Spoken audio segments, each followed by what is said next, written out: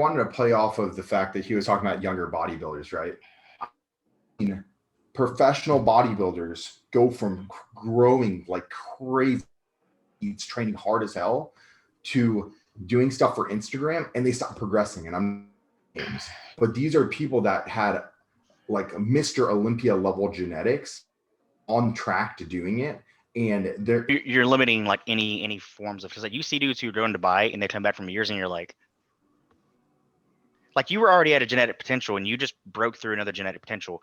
It is funny talking about how what you're doing with your arms right now is like 4 times a week. This is something I used to tell people back in the day that it's very overlooked and a lot of people hate on it, but this is the reason why it's good: frequency. So I was just thinking about that. Yeah.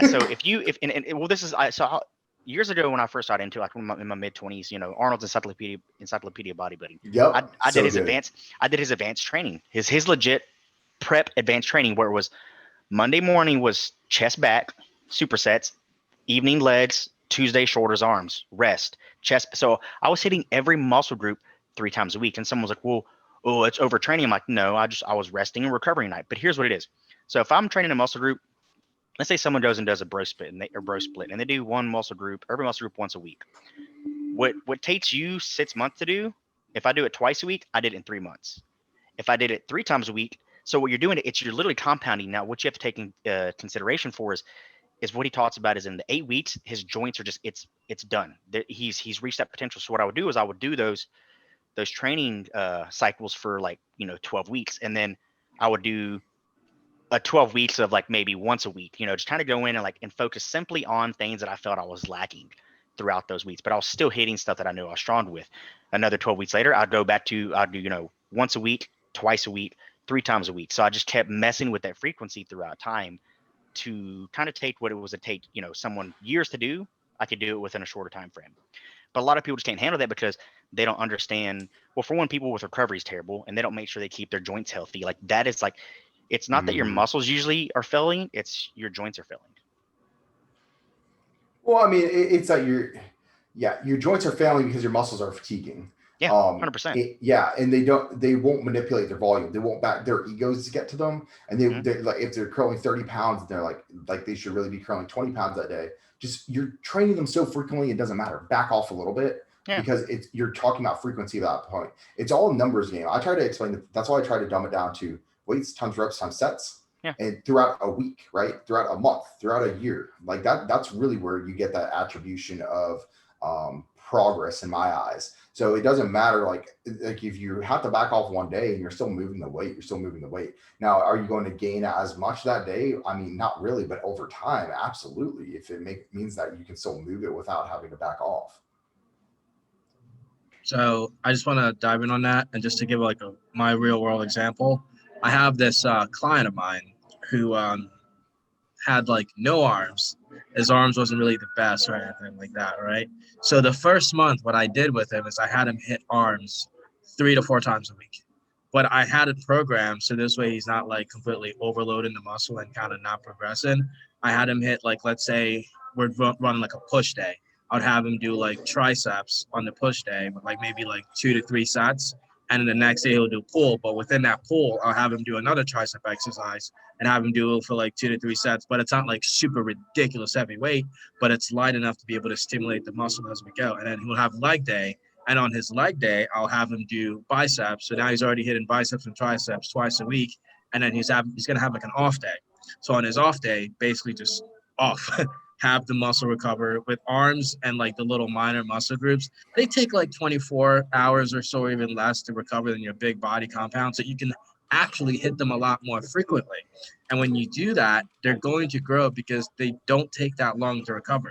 So on the Thursday when he was doing his upper body, I had him do arms again. But then after that, that was pretty much it. And then had him do legs. And then this way, he was kind of doing the frequency thing. Every single week, he's in them 3 to 4 times a week. Granted, by an entire month of doing that, he went from 13.5 to 14.5 inch cold. And now he just updated with me. His arms are literally 15 inches cold. Jeebus. And that's I'm impressive. just it's just about adding the frequency. What's that? You want to put me on that program, bro? I mean, I could. Yeah, but like I realize like the more frequently you hit your arms, the more they're gonna grow. But you also have to make again that room for recovery so you don't overtrain it. And a lot of people just don't know how to program that. It's either like they go balls in all out and do everything like 3-4 times a week for every single body part without realizing, hey, maybe my back's not going to recover as much. I should probably not do it 3, 4, 5, 6 times a week. So there's all that. But like it was just amazing to see because I had him do that for a full month. He went from 13.5 to 14 for 14 and a half. And now completely took that program off away from him. So he's not hitting arms like 3-4 times a week. He's hitting them twice a week. But then gradually the extra 2 months, now they kind of just blew up to like 15. And I'm just like, okay, we killed it. We destroyed it. Now it's time to let it rest and kind of take the time to back off and then give it time to kind of just recover and just make the room to grow. So, yeah. Easy as that. People, yeah. sometimes less is more. And people don't understand that. It really is, dude. It really is. I was just thinking about that earlier today. I was just like, a lot of people do a lot. Well, it's like right now, like, you know, with me on like just my TRT and my off season, like I'm pushing it, but I'm still limiting a lot because I'm waiting for whenever prep hits, it's gonna be game face. Like I'm pushing what I can, but I'm keeping I'm trying to treat, especially, you know, the end of 2020 and this year didn't start out very well, you know, keeping my stress levels down as much as possible. Like that's been my focus the past like few weeks. So I still hit my big lifts. So yeah. Here's the thing, it primes you though. Like I try to, my pre-competition phase with every athlete that I have is having them chill on the food, like enjoy maybe a few cheat meals here and there. Just stick to like a basic diet, like what you're doing. I'm not going to change anything. I want your body to get adjusted to those calories anyways. I was like, we're going to be dropping you. I want you to be relaxed. I want you to be comfortable where you're going to be. Because when we jump into it, your adrenal glands, cortisol levels, everything goes to hell by the time you're done with the show. If you're going to do well, because you have to push yourself if you're going to do well. If you're cheating, if you're doing all this stuff, like I want you to be relaxed at the point where you don't have cravings to cheat because you've already gotten that out of the way.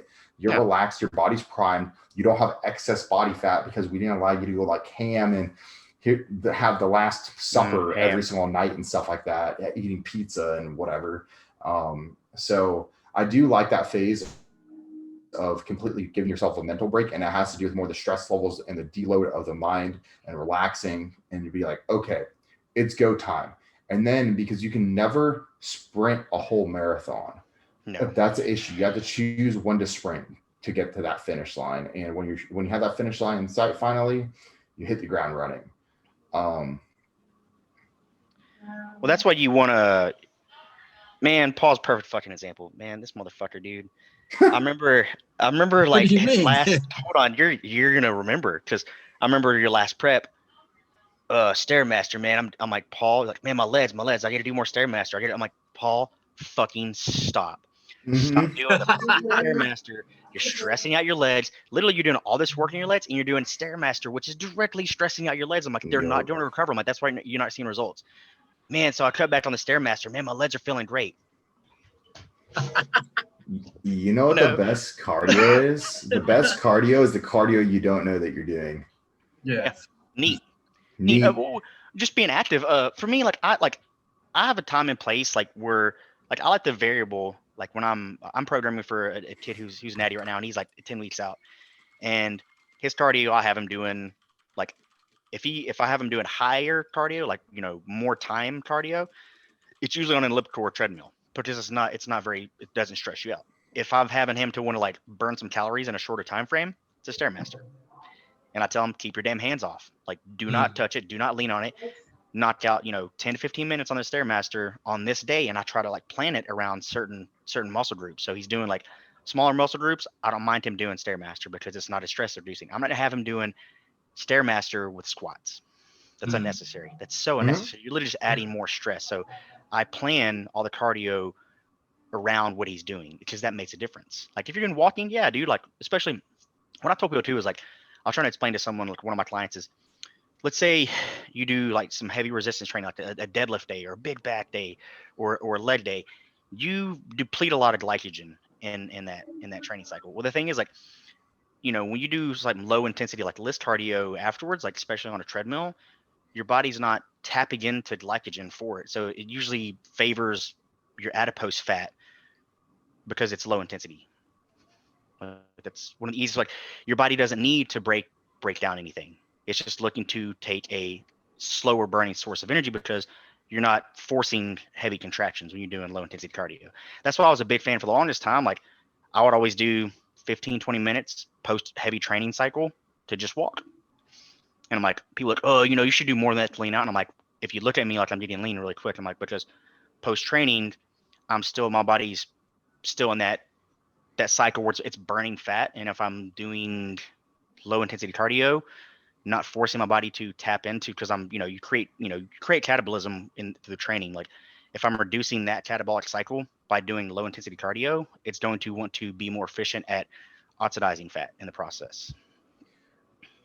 So it depends on what you're doing for like intra workouts and stuff like that. There's that too. Yes. Yeah. I mean, there's a lot that goes into like when you're talking about stuff like that, like oxidizing fat and everything. Like, I was talking about L-carnitine the other day on my Instagram post. I watched that one and shared it. Yeah. There are limitations to how much you can fat oxidize anyways. Like, technically, like, you burn more fat in the morning, right? You oxidize more fat, but what the body ends up doing is it ends up burning less body fat later on the day, because the body is smarter than us. It's going to continue 100%. to pull from all the sources that it can. It's just like people that are like on ketogenic diets. Yeah, you are metabolizing more fat because you're also ingesting more fat. Yes, you're eating more fat. Exactly. So it's all a balance. Like, the body's going to do exactly what it needs to do to survive. What's the word I'm looking for? It has the ability to adapt. 100%. Yeah, it's going to adapt. 100%. Like, no matter what we throw at it, it's going to adapt. 100%. So I also, just on that note, I did want to touch on fasted cardio. There's zero difference between fasted cardio and non-fasted cardio. I did like I get so many questions like, hey, like, is training fasted have the same benefit as fasted cardio? And I'm like, the difference is there is no difference between training fasted or not training fasted, as long as you have glycogen in the body, which there will be glycogen storage in the body. You can train fasted. As if you suck at training fasted, then Paul, do you want to touch on this? No, you get. Okay. So if you if you do work out well in the morning, here's the thing: if you wake up with morning wood, then you're probably good at training in the morning. Honestly, if you wake up with morning wood, that means you have good energy and your body's ready to go, right? If you don't, then you're probably not going to be a good person for training in the morning. But if your dude wakes up with that morning wood, go get that looked at probably too. So really? No, they I say don't. Like, that's crazy. Very, very, very frequently in my entire life have I ever done it. I'm not a morning. Well, I'm cognitively intelligent once I get going, which takes about like an hour or so. But I never really have. And I think it's a dehydration factor more. Okay. That might be, because I've heard like them say about, without, like, that's a big indication of like a dude might have to get something. That could be like an average thing, so yeah. You're genetic anomaly. You don't wake up without having to worry about, hiding something in the morning. So yeah, it's like it waking me up because jamming into the bed because I'm a stomach sleeper. You're like, ugh. You like wake up, your butt's in the air. You're just so that's why my glute screws developed so well. I had the extra rounding effect. And speaking of the angles and so like, but I do want to touch on a lot about that. On the fasted cardio. So if you're somebody who's not on any extra supplementation, I repeat, there's also no benefit to doing fasted cardio whether you're on HANTS or you're not on HANTS or whatever. But at the same time, if you're running certain compounds and you want to get that extra layer of fat or whatever, like let's say a fat burn in whatever, the first time you wake up and you pop up your clenbuterol and whatever, and you want to go out there and hit some fasted cardio in the morning, yeah, there's a little bit of benefit, a little. But other than that, it doesn't really mean that. So yeah, Paul, I can elaborate a little bit. So actually, like the natural fat burners, like these companies have out there and stuff like that, your body just tends to. Well, there are some that are okay, right? Like you have like some that have a little bit of humidity in it and stuff like that. Yeah. And when it's combined with clenbuterol and all the concoction, I mean, it's a lot of stuff that you have to concoct together really to get some like decent fat burning going, like extra fat burning, true fat burning. And it's not as much as people think it is. But either way, it does tend to work better when you have nothing in your stomach, nothing in the tank. You just absorb it. The nutrient absorption is better. Therefore, you benefit out of it more. Now, here's another thing. I do want to touch on clenbuterol. So clenbuterol, keep in mind, is a 24-hour half-life. So like you're going to have it strong in your system for 24 hours. So you can take it at nighttime and you're technically okay. I don't recommend doing it just because like I've had it one time for some reason, like it activated in like 1 hour into my sleep, and I woke up and I was and I can't make it up. So like I did it topically, right? I didn't do it orally. So like the pills, I've never had issues with it, but I applied it topically because I know a way that you can drive it through the skin cells, and it wasn't like injectable or anything like that, but it was literally like rub on, right? And I did it at nighttime before I went to sleep, and I started sweating for obvious reasons. Yeah. And as soon as I started sweating, it activated the clen because it was based off of the heat to drive it into the cells. And I woke up and I thought I was having a heart attack, and I would never do it again. But you can theoretically do it at nighttime. And if you're taking like pharmaceutical pills, you probably could get away with it. So just on the clen deck. We did have a question in chat. DNP, dude. Oh yeah, DNP. I love fertilizer, man. What? What? It works so well. It really haven't does. you seen me grow from all the fertilizer that I take? Yeah. It's Miracle Grow. You know, I just eat that sometimes. Don't take DNP, please. Yeah, don't take DNP. It'll fucking kill you. We are you not don't know what doctors. you're doing. Please don't. Yeah, we're not doctors. Let's reiterate the factor, and you can dump this at the front. Entertainment We are not purposes. doctors. Yeah, entertainment purposes. Okay, so we had a question in chat that's saying, do you change rep range and sets a lot? For example, you can do week 1 reps of 10 to 12 and 3 sets, and then week 2 you do rep range of 3 to 5 reps and 5 sets. So what I'm going to say about that is you will get injured if you do that, because like first off, 3 to 5 reps is intense movements anyways, and when we're talking about 5 sets, your reps are going to drop off. So if you're doing true 3 to 5 reps, like you're going to get you're either a freak of nature and you're not dropping off reps, or you're taking 5 to 10 minutes in between sets to try to get 3 to 5 reps. That's a really dangerous rep range for powerlifters. I think around 5 reps is more comfortable for powerlifters. But you need to be training in that facet. I don't know. Sometimes you guys go less. I mean, over 5 reps is cardio for you guys. I've done like 8 sets of 2, like 8 right. doubles before, and that was all like 30-second rest, but it was like that was cluster sets. But no, so the 3 to 5 rep range is where you're pushing strength. You're not doing shit for hypertrophy that way. Even if you're doing like 10 sets of 3 to 5, like that load is not going to do a whole lot for hypertrophy. It will, just because you're getting volume in. But if you were doing if you're doing, like I said, 5 sets of 3, that's 15 reps. If you do, 2 sets of 2, if you get 2 sets of 8 with a moderate weight, you can get more volume through with. You're going to get a better result. You can just do a 3rd set. The 3 to 5 rep range is just really for me, like you, and we mentioned like top set work, just to really put a load on my back. But other than that, like I'm getting volume inside of anything else, like volume as in higher reps per set. So yeah, I think when you're talking about like gaining muscle, like I like that 8 to 12 rep range for hypertrophy. If you get injured during the time period, you cannot grow anymore. So that's really like I like to keep it as 8 to 12 reps. I don't think that you should go from 10 to 12 reps to 3 to 5 reps the next week. No. You need to get your body used to a stress load, like Charles was saying. I do like top sets of 5 to 6, up to 8. That rep range is like 6 to 8 reps or so. And if you don't get 6 and you get 5, so be it. I think that's okay for top sets. That's what I kind of stick to for top sets, is around that 6 to 8 rep range. The last 2 weeks I've done 2 sets of 5 now instead of 1 set of 5. But I'm using that literally for strength building, because I know my body's already been there. It's already done that. So it's just reintroducing the stress load to the body.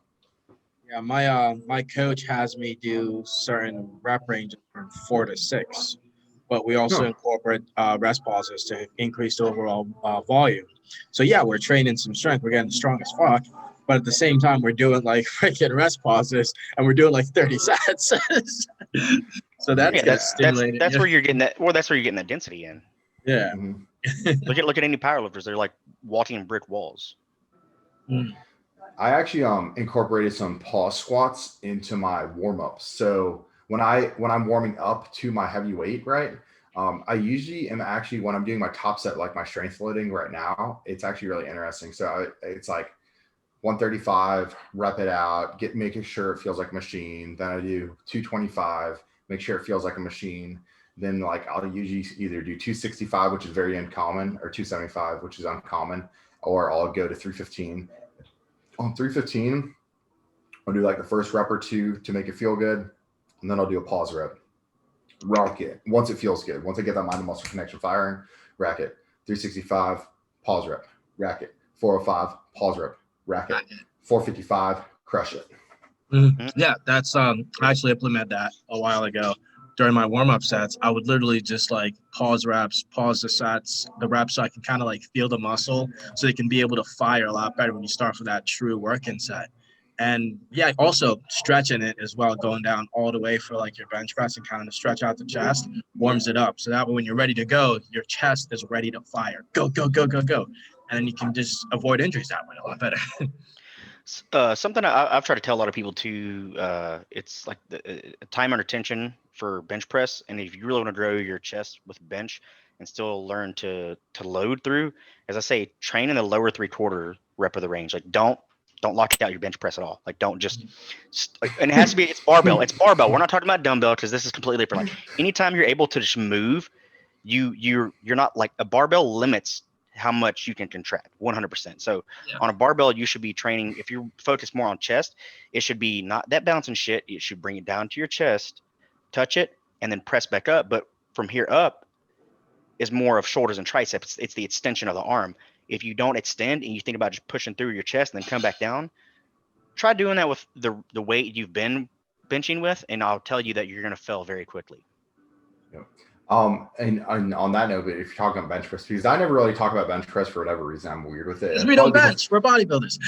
Well, here's the thing. It's probably because I tore my labrum and it's a subconscious thing a year ago. Yeah. It was torn for 2 years. So like it was my least favorite movement. And to this day, like I did flat bench the other day, like 2 weeks ago. And I did 315 set for 8. And I was like, wow, it's like, that's actually not that far off of like what I used to be able to max out at. Right. Like I was a little bit higher than it.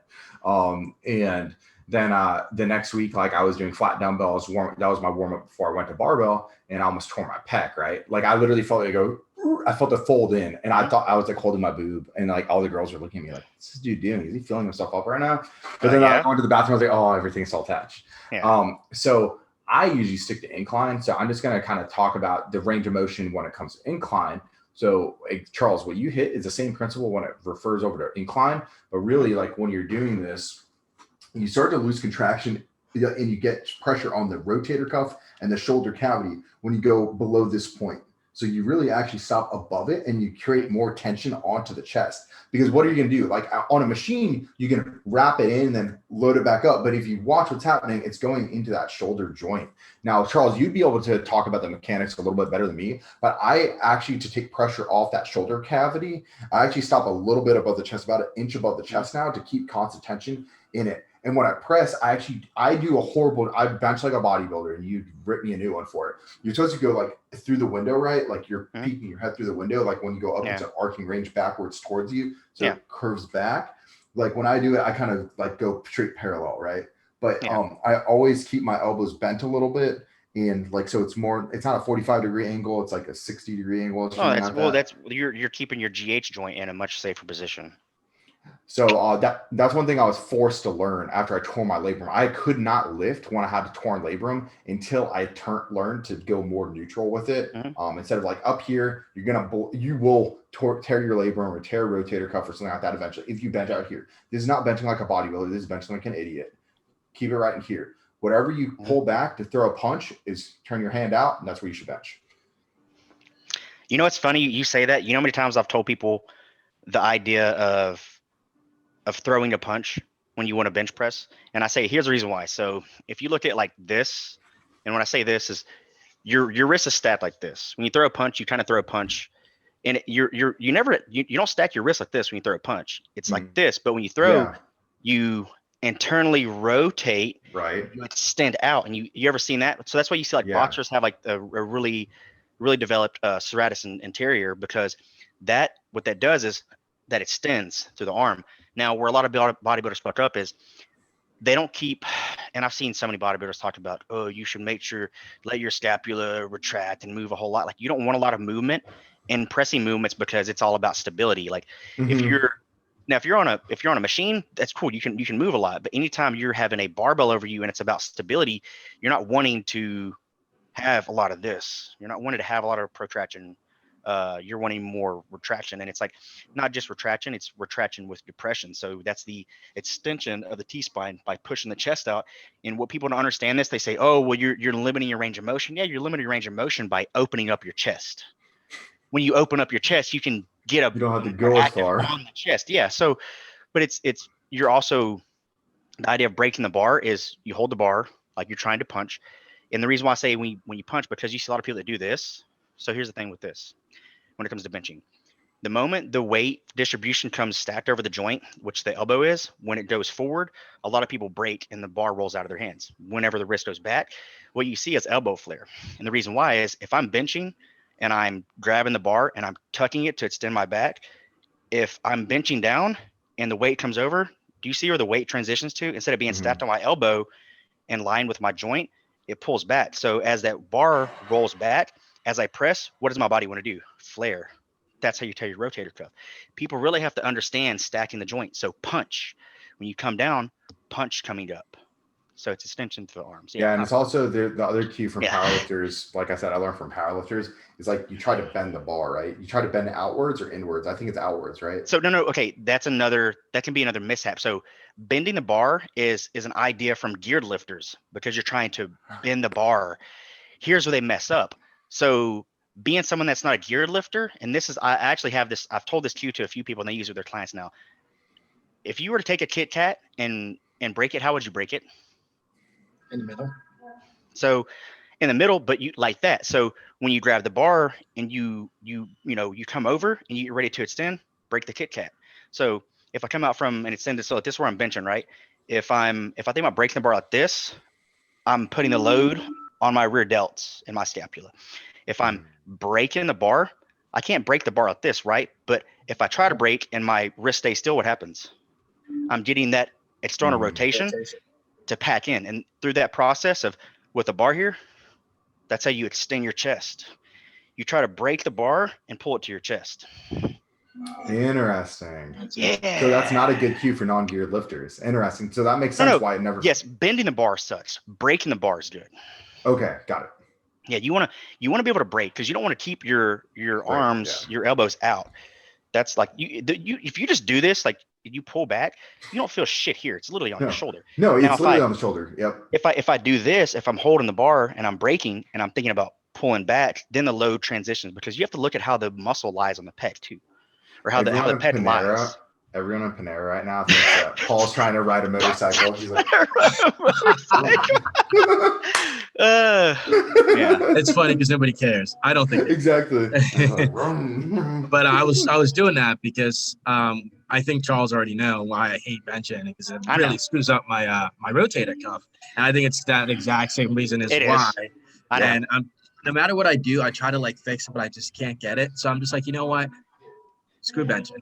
Well, that's what I'm saying. Like it's gonna be a dope situation, like because you're already very familiar with your body, and the one thing I'm good at is like understanding mechanics on someone's body. So like when you do get a chance to move down here, like within like David working with you, nutrition and all this stuff, like in me taking your body and doing minor tweaks, like your body's gonna really fucking get crazy. Like it really is. Like I'm going to like I'll look at you and be like, no, that's not right, Paul. Let's fix this. And you're gonna like do something and like do the next day. Like I've had people that are like that I've trained with that are like know pretty well, but they don't have eyes that really know how to see it. So I'll look at them like, okay, you're missing some stuff. Let me fix this, and I'll do it for them. And the next day, like, dude, I had shit hurt that I never felt hurt before. And I'm like, yeah, you weren't doing it right because your mind to muscle connection was way off because you're thinking about moving the weight versus contracting the muscle. It's almost like posing, man. Just like big time. Back. So like someone like I have a very unique eye for posing.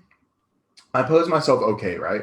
I have other people pose me for shows, just like I have someone coach me. But when it comes to posing, like I have a super unique eye within the sense where, and they can be posing with the best people in the world. I'll be like, can you try this really fast? Like, I'm pretty sure because your tie-ins are right here that if you tweak it like this, it's going to pull it out. And I was like, and do this cue. And they're just like, holy, you just grew.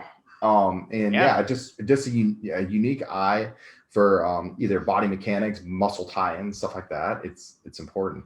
And it's always different. Like, people don't understand. Like, if you looked at, for instance, like, with my side chest, like, yeah, my calves aren't really fucking big, but if you look at like my frame, here's the reason why. Like, look at my tib fib compared to my femur.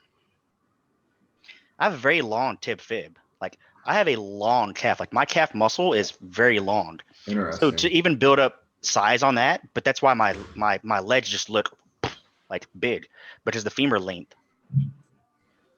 Yeah. And all this is all people don't understand. Literally all that, like, anatomy and physiology, it dictates how someone can train and how they can pose. Yep. And this brings me to another topic. But first, let me get my sip. Are we It's doing actually- the other? Are we going to continue going now? Just one last one. It's actually fruit punch. Cool. Is that fruit punch? You're drinking the Kool-Aid again, man? Yeah, man, all the time. Biden was just elected. It's the perfect time. Hey, minorities are at whatever the hell they want to do. So it's great. Yay for minorities. And it sucks. Sorry, we have to keep the political memes rolling. Okay, right. Okay. So I'll bring on mittens next time. True. So back to what they were saying about like how your anatomy dictates like how you lift and stuff like that. People do things a certain way that is comfortable to them, and it doesn't necessarily have to be like the most optimal method to train. But if they find that they're comfortable with the way that they're trained, like for example, for me, when I squat, I cannot squat with my toes sticking out. It always has to be like a little bit like outwards like this. Like if it's like pointed outwards where it's like that, I can't squat. I literally cannot squat. So I've sent you so many videos on how to try to fix that, bro. You need to just come down here so I can fix your shit. It's still not, it doesn't feel comfortable, so I don't do it. But there are certain movements where your anatomy just reacts a little bit different towards lifting. And if you're somebody who finds that out, it's okay. Like you don't have to deadlift a certain way when you're more comfortable with something else. So I feel like somebody asked a question. Yeah. Did you guys talk about that before? You can ask a diet question. Go ahead. While Paul's talking, go ahead and ask a question. Who asked a question? Well, they're about to ask a question. They're about to ask a question. They were asking if it was okay to ask a question about diet. They just tuned in. Why is it not okay to ask? We're here for you guys. And my fruit punch. You just saying that was fruit punch made it that much better. I thought it was like diet Fanta or something like that. Nah, dude, funny story. My girlfriends or ex-girlfriends kind of had to get along with this. So every time that we do go out to eat, I'm such a little kid, I would not order wine or beer. I would order fruit punch. Oh my god. Oh, Paul. That is my drink for the night. Like the waiters would just be like, we don't have fruit punch. I'm like, what do you mean? You know, when he edits his podcast, that's going to be the very first thing that he puts in the front of the podcast. Probably. Just him drinking. Did he ask the question? No. Just like I said, just keep talking while he's typing the question, and we'll get to it. I don't know how much the delay is. I don't even know if it's delayed anymore. So Okay. Yeah, no. But oh, okay. yeah. Oh, here it comes. Okay, cool. You can see it. It's so long that it can't even fit into the chat. Okay. Holy shit. I went over my diet today, which I felt pretty healthy and good about. And noticed I'm at around 150 grams of carbs, 60 grams of fat, 75 grams of proteins. I've been wondering if it's a good idea to get 60 to 70 grams of protein through protein shakes into my diet daily. What do you guys think? I mean, whoever wants to talk to it, I can talk to it whenever. I mean, First and foremost, and this is what I'm gonna say this, like, I'm always food over shakes. But if your like life schedule, if to get that extra 60 to 70 grams of protein on top of what you're currently doing, it has to be shakes, get it in. And that's just what it is. It comes down to like better than nothing. It's better than nothing. All right, Paul, go ahead. So personally for me, I take 4 scoops of whey a day. I would take 1 in the morning, because simply I don't want to have any carbs in me, but I know I just woke up from like 6 to 7, 8 hours of sleep. So I just want protein to be kind of quickly be absorbed straight into my body. So that's my first scoop.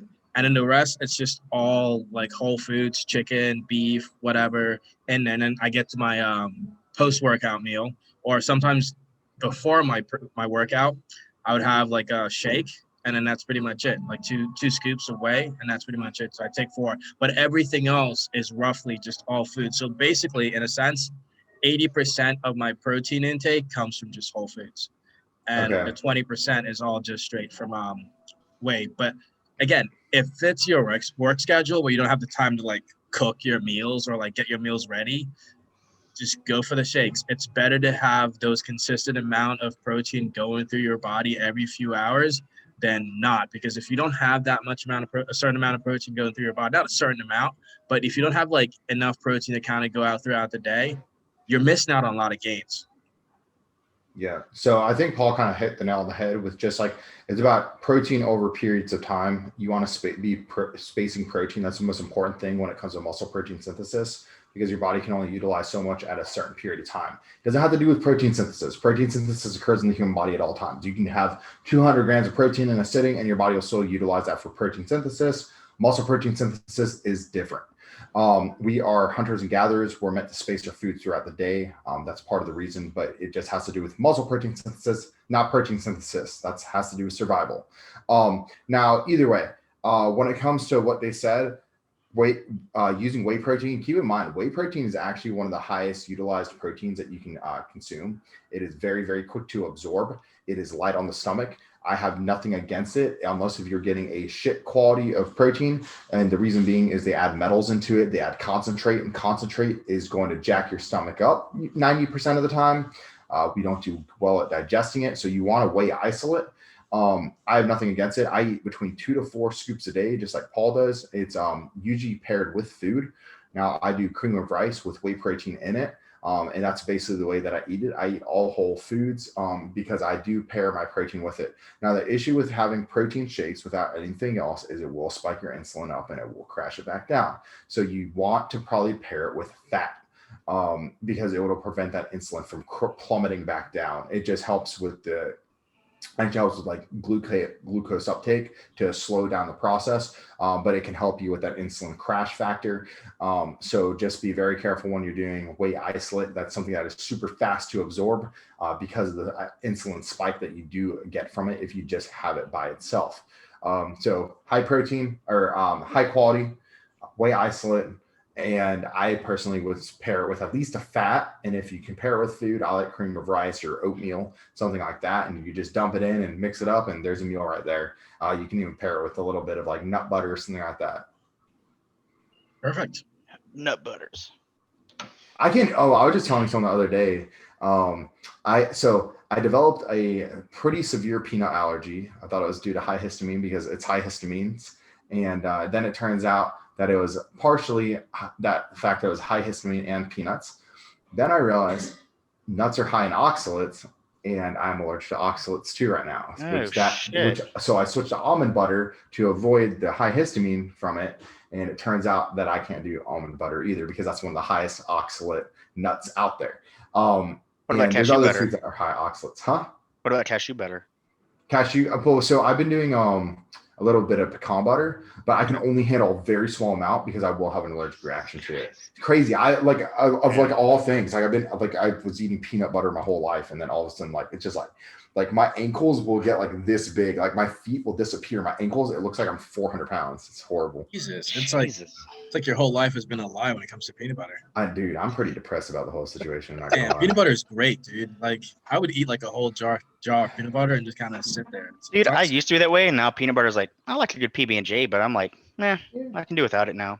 I think that's an aging thing. Peanut butter's like crack. So like literally in preps, I don't my first coach that I ever had is still like somewhat of a mentor to me, but we joke about stuff, right? In my first 2 preps I went through, my first prep, I would have a scoop of peanut butter every single night before bed. It was actually brilliant. It curbs the appetite. It's 100%. Yeah, so it's a great thing to do. And then the next second prep we would try to do it, my body would go toxic every single night to the point where I'd get like wake up with acid reflux. I feel like crap, and then I'm like, let's just remove it. So we removed it, and then like so we kind of like spun back around to it later on. Like we kind of did in the third prep, and it was fine. And then we laughed about it. I'm like, dude, I would never do peanut butter or a nut butter in my entire life for another prep. It is like crack. Once you have it, you constantly crave it. So you need to at least have the flavor of it. So I was doing like a flavored peanut butter whey.